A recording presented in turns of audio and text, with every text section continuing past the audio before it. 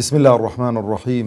الحمد لله رب العالمين، والصلاة والسلام على أشرف الأنبياء وخاتم المرسلين محمد وعلى آله وصحبه وسلم. ربنا هب لنا من لدنك رحمة وهيئ لنا من أمرنا رشدا. ربنا أرنا الحق حقا وارزقنا اتباعه وأرنا الباطل باطلا وارزقنا اجتنابه. ربنا اغفر لنا ذنوبنا وإسرافنا في أمرنا وثبت أقدامنا وانصرنا على القوم الكافرين آمين. بنراني برز خوشويست مسلماناني عزيز، خوش حالم لبرنامجتان برنامج بهاكان بخدمتان دقموا خواي پروردگار عاقبت خير من بكا سربرز و سرفرازي دنيا وقيامت من بكا دهاتوما للرابردو من باشتر بكا بمسلماني بمان جيني بمسلماني بمان مريني بمسلماني زندي من بكاتوا خوازياريشم خواي پروردگار او برنامجه بخاطر ترازوي تاكا كان من خوش بيستانم لا بەهای دووەم خەسڵەت و سیفەتە جوانەکانی دووەم هەر لەسەر ئیحسان ماوین، لەسەر چاکەکاری ماوین و گوتمان بە گوێرەی ئەو ئاەتەی کە خوای پەروەردگار ئەمر پێ دەکا ئین الله یەئمر بالعدل والإحسان. ئیحسان کۆمەڵە خاڵێکەن دەبێ بزانین ئەولەویەتی چاکەکاری لەگەڵ چێ بێتن، لەگەڵ چێ چاکەکار بین و ئەو خەسڵەتی چاکەکاریە بەڕاستی چۆن دەبێ لە تەوحید و یەکتاپەرستی ئیخڵاسێکی تەواوی تێدا بێ، بەس مەبەستت پێخوا بێ، لە چاکەکاریش دەبێ بەس مەبەستت پێخوا بێتن، مەبەستت پێ شتێکی دیکە نەبێ. و هەر کاتێکی کە چاکەکاری بە چاودانەوەی تێدا بوو ئەو وەقع و شوێنەوارە ئیجابیەی کە دروستی دەکات نایهێڵیتن. لەبەر هەندێک خوای پەروەردگار دەفەرمێ یا ئەیها الذین آمنوا لا تبطلوا صدقاتكم بالمن والأذى. ئەها تەشبیهی بە چ کردووە؟ کەالذی ينفق ماله رئاء الناس. دەفەرمێ ئەو چاکەی کە لەگەڵ خەڵکی دەکەن بە منەت بەسەرداکردن و بە چاودادانەوە بەتاڵی مەکەنەوە، چکۆ بەتاڵ دەبێتەوە ڕۆژێک دوو سێ.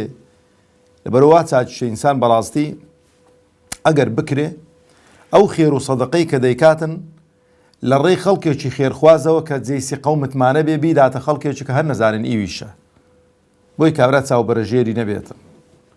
خوای گەورە تەشبیهی کردووە بە ماڵبەخشین بەڕیایی، ڕووپامایی کە مەبەستی پێڕەزامەندی خەڵکی بێتن. یەکەم سنف وەکو گوتمان باسی ئەوە ناکەین کە ئیحسانی لە ڕووی شەرعیەوە کە مەبەستی پێ پەرستنی خوایە تەبارەک و تەعالا کە ئەنەما کە ئەتوو بیبینی کە ئەو نابینی دێ قۆناغ و مەرحەلەی دووەم دەبێ عیبادەت و خواپەرستیەکانت ئەوەندە چاک و توند و تۆڵکەی کە یەقینت بێ کە خوای گەورە دەتبینیتن. یەکەم سنف خۆشەویستانم کە شیرازەی کۆمەڵگەی پێتێک دەچێتن، شیرازەی کۆمەڵگەی پێتێک دەچێتن دایک و باوکە کە دەبێت چاکەکار بین دەگەڵیاندا. جا بۆ معلوماتیشتان لەوانەیە معلومایەکە لەوان لاتان سەیر بێ لە ناو حەیواناتیشدا، تاکە حەیواناتێک کە لە هەندێک خەسڵەت و ئەوانەوە ئینسانەکان دەچن گورگە.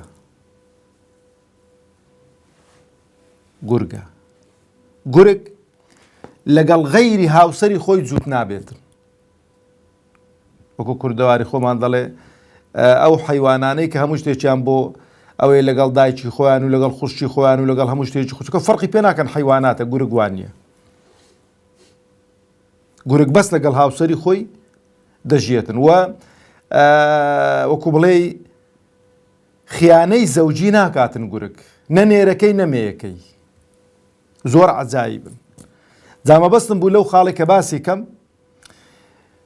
گورگ وەکو عائیلە دەژیتن. دایک و باوکیان کە پیر بوون منداڵەکانیان بەجێیان نایەڵن، مەبەستم ئەو خاڵە بوو. دایک و باوکیان کە پیر بوون ڕاویان پێ نەکرا لە شوێنی خۆیان دەمینەوە منداڵەکانیان دەچن ڕاو دەکەن و خواردنیان بۆ دەبەنەوێن دەرێ، هەتا لە ژیان داماون. بۆ فاترین حیواناتە لەگەڵ دایک و باوکیان و لەگەڵ منداڵەکانیان. خوای گەورەش تەبارەک و تەعالا خۆشەویستانم لە چەندان ئایەت باسی ئەوە دەکاتن کە ئینسان چاکەکار بێ لەگەڵ دایک و باوکی. لە دوای عەبدایەتی و بەندایەتی دەبێ ئەو ئیحسان و چاکەی کە هەتە جا گوتمان بە چاکەکاری و ئیحسان بە کۆمەڵە شتێک دەکرێت، جارویان بە قسە دەکرێتن. خوای گەورەش تەبارەک و تەعالا هەموو جۆرەکانی چاکەکاری ڕەبت کردوون لەگەڵ دایک و باوک کە لەگەڵیاندا بێ. کۆی ئاەتەکان کۆکەیەوە و کۆی فەرموودەکان کۆکەیەوە. بەرامبەر بە دایک و باوک نابێ قسەت زبر بێتن. جا قسەت زبر نەبوو بە طەریقی ئەولاتر نابێ لێیان دەی و بە طەریقی ئەولاتر نابێ منعیان کەی لەو ماڵ و سەرەت و سامانەی کە خوا پێیداوی. پێغەمبەر فەرمێ ئەنتە وەمالوکە لیئەبیک، ئەتۆ ماڵی شتی باوک و هی دایکتن. لەبەرەوە خۆشەویستانم شریعەتی ئیسلام بەڕاستی هاتووە کە جیلێکی تەندروست پێشکەش بۆ دنیا و بۆ بوونەوەرەی بکات. ئەو جیلە تەندروستەش بە چ دروست دەبێ؟ بە بەها بەرزەکان دروست دەبێت. لەبەرەوە بەداخەوە دەڵێم ئێستا ئەو بەها بەرزانە هوردە سپات بووینەوە لەبەرەوەی پێمان خۆشە زۆر تەرکیزیان لەسەر بکەینەوە. یعنی کاتێک کە منداڵێک دەبینی ساڵێکە سەری لە دایک و باوکی نەداوە، منداڵێک کە تەماشە دەکەی دایک و باوکی پیر بوون لە خانەی بە ساڵات چوان فڕی داون، ئەدی ئەو هەموو ئەمر و فەرمانەی خوا و پێغەمبەری خوا لەکوێ عەلەیهی سەڵات وسەلام کە چاکەکردن لەگەڵ دایک و باوک. لەبەرەوە خۆشەویستانم عولەما دەفەرمون ڕەحمەتی خوایان لێبێ لە هەموو کەس ئەحەقتر بە چاکە لەگەڵکردن لە دوای بەندایەتی و عەبدایەتی کردن بۆ خوا دایک و باوکن، لەبەر ئەو هەموو ئاەتانەی کە خوای گەورە تەبارەک و تەعالا ئەمری پێکردوون. لەبەرەوەش عەبدوڵای کوڕی مەسعود ڕەزا و ڕەحمەتی خوای لەسەر بێ دەفەرمێ سألت رسول الله صلى الله عليه وسلم، لە پێغەمبەرم پرسی عليه الصلاة والسلام أي العمل أفضل، چ کردەوەیەک لە هەموو کردەوەیەکی باشترە لای خوا؟ فەرمووی الصلاة لوقتها، ئاگاتان لەو خاڵەی هەبێت. ئەگەر دەتەوێت چاکترین و باشترین کردەوە بکەی گوێت لە بانجێ بوو نوێژەکەی خۆت بکە. پیاوی نزیکترین مزگەوت خۆت بگەینە نزیکترین مزگەوت بە جەماعەت بیکە. ژنە گوێی لە بانجی بوو مەڵێ وەڵا کاتەکەی زۆر ماوە. ئەوەتە پێغەمبەر دەفەرمێ عەلەیهی سەڵات وسەلام کە لێی دەپرسن ئەی العمل ئەفضل، چ کردەوەیەک لە هەموو کردەوەیەک گەورەتر و باشترە؟ فەرمووی الصلاة لوقتها، نوێژ لە کاتی خۆی گوێت لە بانجی بوو نوێژەکەی خۆت بکە. زۆر مهمە. لەبەرەوە ئێمە دەبێت بە دوای مهمات دابگەڕین، بە دوای شتە گەورەکان دابگەڕین، بۆ چکەمە دەچینەوە شوێنێک کە خوای پەروەردگار ئەو سجل و ئەو کردەوانەمان بۆ عەرز دەکاتەوە جارێکی دیکە. ئەو جا دەفەرمێ قلت ثم أي، لە دوای نوێژ ئەی پێغەمبەری خوا عەلەیهی سەڵات وسەلام لە کاتی خۆیدا چ شتێک لە هەموو کردەوەیەک گەورەترە لای خوا؟ فەرمووی بر الوالدەین، چاکەکردن لەگەڵ دایک و باوک. ئەها خەڵکێکی کاڵفام، خەڵکێکی نەخوێندەوار، خەڵکێکی لە ئیسلام حاڵی نەبوو، تەماشە دەکەی لە بۆ فتوایەکی سەقەتی کابرایەکی دایکی سەقەتی باوکی سەقەتی منداڵەکانی دایک و باوکی بەجێ دێڵیتن دەڕواتن. منداڵی وایە دایکی بەجێ هێشتووە چۆتە ئەوروپای، باوکی بەجێ هێشتووە چۆتە ئەوروپای، کەس نییە بە خێویان کا، کەس نییە خزمەتیان بکاتن. بە دوای عەیش و نۆش و خۆشگوزەرانیەکانی خۆی دادەگەڕێتن. بە دوای ئەوە ناگەڕێ بزانە لای خوای گەورە چ کردەوەیەک لەموو کردەوەیەکی گەورەتر و باشترە. دەبێت چاکە کار بێ لەگەڵیان. قال قلت ثم أي، چ شتێکی دیکەی پێغەمبەری خوا؟ ئەو جا فەرمووی الجهاد في سبيل الله، تێکۆشان لە پێناو خوای پەروەردگاردا تەبارەک و تەعالا. جا چ بە نەفس بێ وەکو جەنگ و جیهاد و قیتال، کە ئەویش وەکو گوتم زۆر جار پێم خۆشە ئەوەی دووبارەکەمەوە بە شەرت و شروتی خۆی و لە کات و شوێنی خۆی. ئەو جا چ بە داوە و بانگەواز بێت چ بە تەلیفات بێت چ بە هەر شتێکی کە بێت کە سەرقاڵت دەکا بۆ خزمەتی دینی خوای پەروەردگار تەبارەک و تەعالە. خۆشەویستانم، خوای پەروەردگار تەبارەک و تەعالە پاداشتێکی زۆر دەداتە ئەو کەسانەی کە چاکەکارن لەگەڵ باوکی. شتیشتان لە فکر نەچێ لە مەسەلەی چاکەکاری لەگەڵ دایک و باوکدا ڕەچاوی دینداری و موسڵمانیەتی و تەقوا نەکرا. ئاگاتان لەو خاڵەی هەبێ و خاڵە پێویستە هەڵوەستەی لەسەر بکەین. یعنی ئەگە دایک و باوک مرتەدیش بن بە ئاوا بڵێم، ئەگەر کافریش بن، ئەگەر دینەکەی خۆشیان بگۆڕن، حەیە عەلە سەڵا موسڵمان بوون، دینەکەی خۆیان گۆڕی، بوونە نەسڕانی، بوونە جوولەکە، بوونە زەرادەشتی و بوونە هەر دینێکی دیکە، بوونە یەزیدی،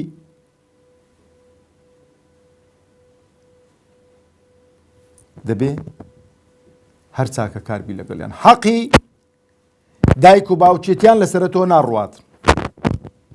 بەرە خوای پەروەردگار دەفەرمێ وئین جاهەداکە عەلا ئەن توشریکە بی ما لەیسە لەکە بیهی عیلم. وئین جاهەداکە یعنی وەکو بڵێ ئیلحاح دەکەن، زۆریت لێ دەکەن کە شرک بکەی و شرک بۆ خوای گەورە تەبارەک و تەعالە بڕیار بدەی، بەڵام بەگوێیان مەکە، بەس ئەوەندە نا وەڵڵا. لە دوایدا دەفەرمێ بۆی نەکو بە نەوعێکی دیکە لێ حاڵی بین وەصاحبهما فی الدنیا معروفە، بەڵام لە دنیا لەگەڵیاندا بە چاکەکار بە لەگەڵیان. خۆشەویستانم،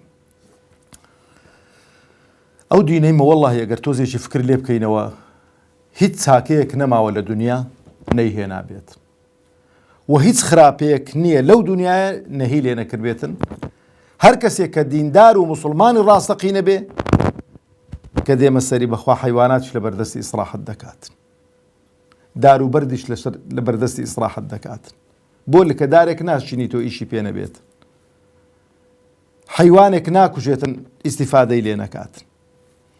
ئەو جا سنفی دووەم کە ئینسان دەبێ چاکەکار بێ لەگەڵیان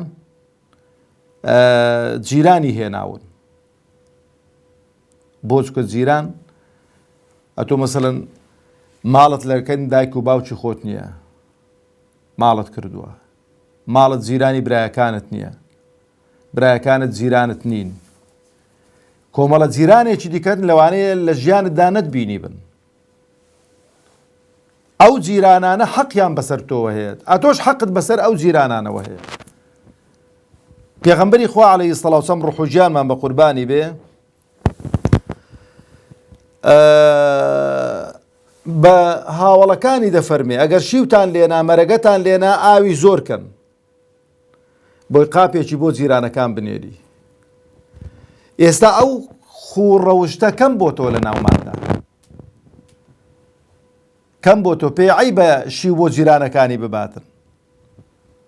هەر خەڵکەی و خەریکی حەز و ئارەزوەکانی خۆیەتی، لەبەرۆ زەرورە ئینسان ئاگای لە جیرانەکانی بێ.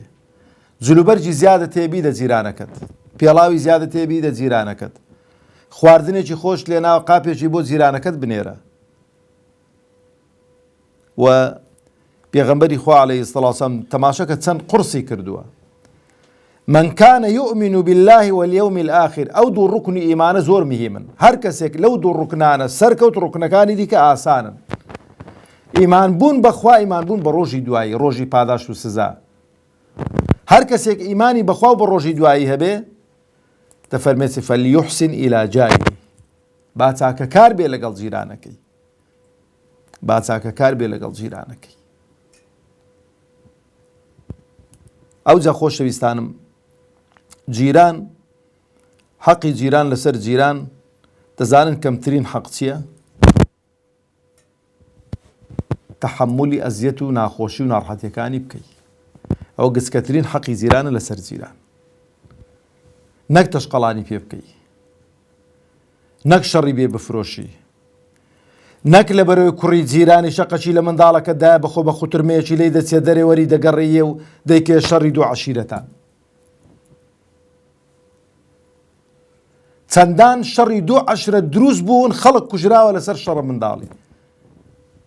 یەکەوە حاڵی بێ بڵێ کاکە وەڵای یەکێک لە حەقی جیرانی لەسەر جیرانی گچکەترین حەقەوە کە تەحملی ناخۆشی و ناڕەحەتیەکانی بکەم، ئێوەش بەخوا ناخۆش و ناڕەحەتە لە منداڵەکەمدا، بەڵام خوا لە پێناوتوودا تەحملی دەکەم.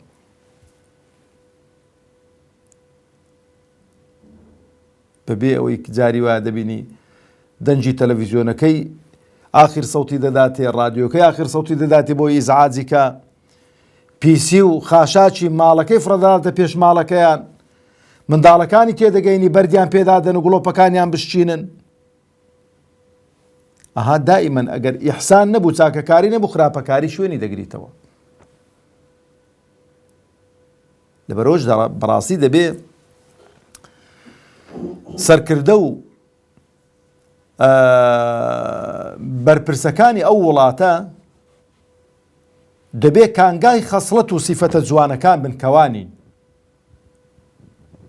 دەبێ کانگای خەسڵەت و سیفەتە جوانەکان بن کەوانینە، بۆی کە خەڵک چاویان لێ بکاتن. چکەوەندەی کە خەڵک چاو لە براگەورە و لە سەرکردەکانی خۆی دەکاتن، کەمتر وایە چاو لە خەڵکی بکات. برۆش تەماشەکەن بە درێژایی مێژووی بەشەریەت لە هەر کاتێکدا ئەگە سەرکردە و براگەورەکان پیاوی چاک بوو بن، ساڵح بوو بن، کانگای سیفەت و خەسڵەتە جوانەکان بوو بن، کۆمەلگە و مجتەمەعەکەشی باش بووە.